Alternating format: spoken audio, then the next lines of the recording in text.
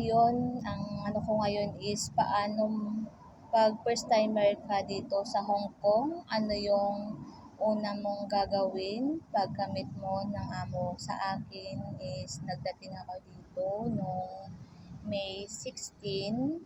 Ang first ko is nagkuha ako ng SIM card sa airport, yung Barkada SIM. Libre yun within 1 month only data. Kasi doon pa lang sa Pinas nag-register ako, mayroon ako kakilala na nagpasa lang din sa messenger, sagutan lang daw yung info, yung departure para yung arrival mo sa Hong Kong is makakuha ka ng free SIM card. Then, pagkasakay nun, pagkaparehas kaming agency kaming tatlo, sakay kami sa bus, sila yung nag-manage dalawa kasi sila yung mga ex-abroad na sa Hong Kong. Then, punta kami doon para sa pa-medical.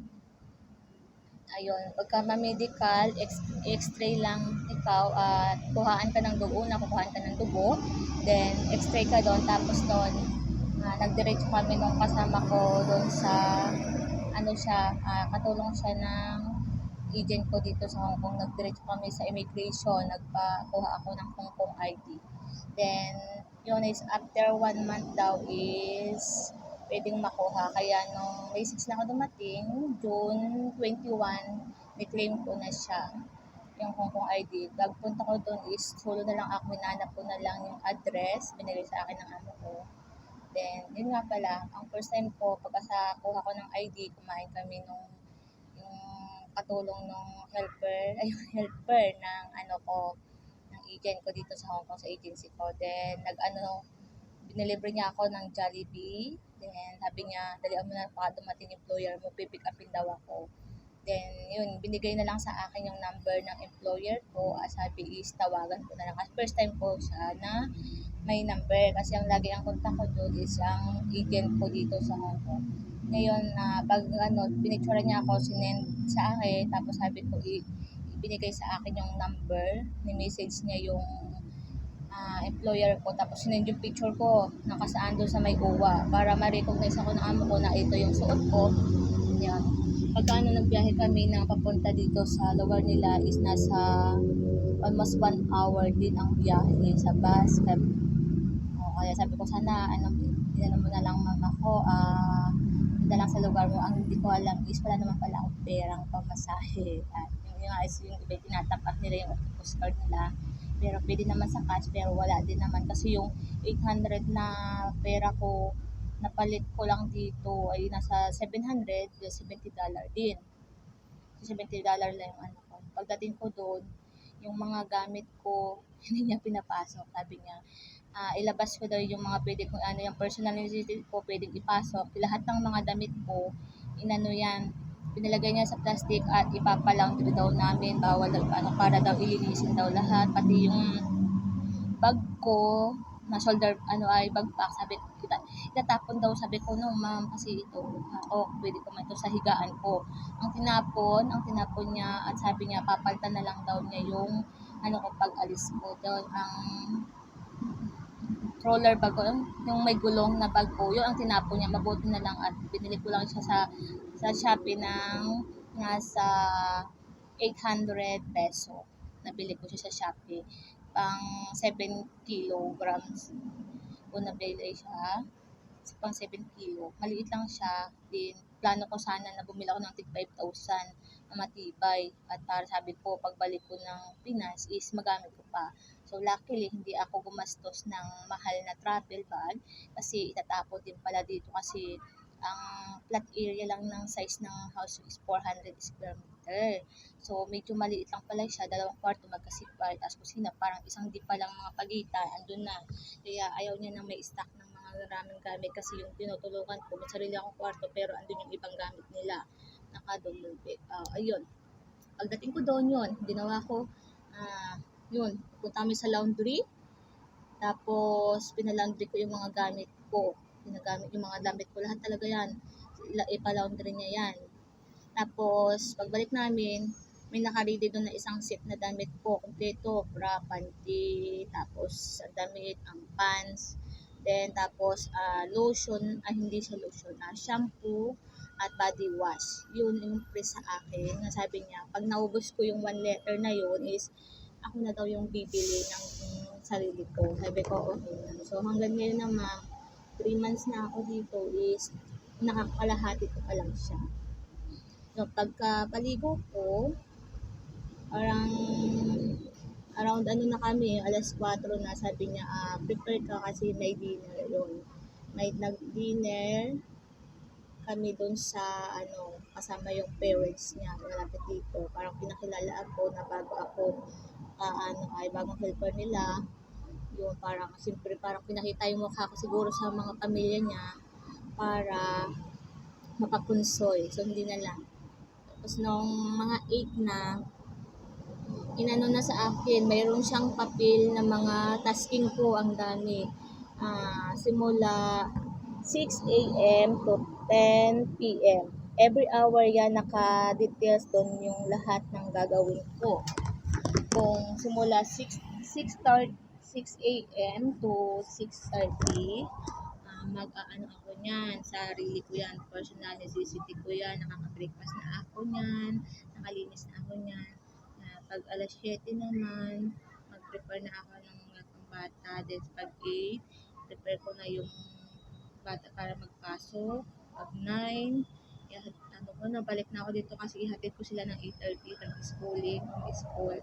Tapos, pagbalik ko galing sa school, in-explain sa akin yan, gagawin mo, maglalaba, salang mo lang dyan sa, sa washing, tapos gawin mo na yung mga paglinis, siklop, ayan. Tapos pagdating ko ng 10:30, nagluluto na ako ng lunch namin ng dalawang bata sa akin, kasama ako doon sa pagkain kasi mostly kami ang lunch at breakfast is prepare ko lang is para sa akin yung dalawang bata kasi ako. Then yan, pag natulog na sila, pagkakain ng lunch ng 12, kapin ko sila, pagkain nila, alauna, nakatulog na, alas 2, linis ng CR, tapos kunting pahinga, tapos na yung ano ko, 4:30 p.m. Pag-gising na yan, tapaliguan ko naman na sila. Then, pag alas 5, start na ng pagluluto, ingredient, then 5:30, simula ng start ng luto na. Then, 6 or 6:30, kakain kami, 7 p.m., linis ng ng kitchen, 8:30, ayan. Tapos na yung nakapunas na ako niyan, 8:30 p.m. Tapos tapon ng basura, nakapit ng gatas, tapos na ako ng 8:30 o 8:40, pinapaligo na ako niyan. Yan yung blower ko sa buhok. Binilhan pala nila ako ng blower kasi may dala ako dalawang blower kasi sobrang kapal ng buhok ko, pero hindi ko nagamit kasi ang saksakan pala dito is tatlo. Parang triangle siya. Ang sa akin naman ay yung bilog, dalawang bilog, tapos yung saksakan normal yung ginagamit ko sa Pinas. Pero wala akong adapter, so ang ginawa, sabi niya, gamitin ko na lang daw yung blower niya. Sabi ko, no ma'am, I don't want to touch your things, anything for my personal use. So, pagdating pala ng alas 5, lumabas pala siya ng ano nun, at binilan niya ako ng blower, tapos ang presyo niya is $169. So, nasa 1,000 din yung binili sa akin na blower. So, thankful ako kasi sabi ko, kailangan ko talaga kasi sobrang kapal ng buhok at maiksi is hindi ako pwedeng matulog kasi required dito na pagkatapos ng gawa mo ng gabi is maligo ka, kailangan malinis ka. Gabi talaga ang ligo mostly dito ng required. Kasi ito naman yan, kasi sanay naman ang maligo ng gabi. Pero yung iba, takot kasi baka daw mapasma. So sa akin naman is, sanay na ako kasi sa Philippines, is talagang ginagalitan ako ng magulang ko kasi kain ko talaga ako sa trabaho. Iwas ko talaga ang katawan ko para makatulog ako ng maayos at fresh. Pero sa iba, takot kasi daw baka daw magkatubig ng bagat. Actually, dito kasi is mayroon namang shower na hot and cold. So, ang sarap pa sa na maligo ka ng mainit. Pero sa buhok ko is malamig kaya ang pinapaligo ko dyan kasi naglalagas ang buhok pag na. Ayun, nabalik na tayo doon. Ang ginawa ko doon, alas 7, diniscuss na niya yung lahat ng mga tasking ko, mga mga rules nila, mga regulation nila, and those, kung paano maiwasan yung terminate. Talaga nila dito is yung focus ka sa bata na hindi ma-harmful, hindi maaksidente or talagang alagaan mo yung anak nila. Kahit talaga may ginagawa ka, every minutes talaga, kailangan tingnan mo kasi nagpa-fighting sila, away sila, pagkasakitan. Ayun. Tapos, sa linis, talagang kahit maliit lang niyang bahay, kailangan laging malinis. Yun ang in-explain nila. Hate, sabi nila ay hate dirty, greasy. Kasi yung bahay syempre maliit. Tapos yung may exhaust pa ng pamaluto. Syempre kasama nagiging oily talaga ang kitchen. Yun lang. At nakapagpahinga naman na ako noon. Natapos ko yung 8:30 siguro na ano ko. 8:30 PM ko. Nung first day ko niya na naligo na ako pahinga. Sabi niya, already ka na bukas. Ayun. Natapos ko yung may 16 araw na discussion lang. Tapos, second day naman, ayun, tinuro na sa akin kung paano magawa ng mga dapat gawin ko katulad ng rice cooker. In-explain nila, itong rice cooker na to, pupunasan mo lang to, hindi ito hinuhugasan. Siyempre, alam naman natin ang rice cooker, hindi hinuhugasan niya ng buo. Tatagkalin mo lang yung sa ibabaw niya, yun na yung hugasan mo.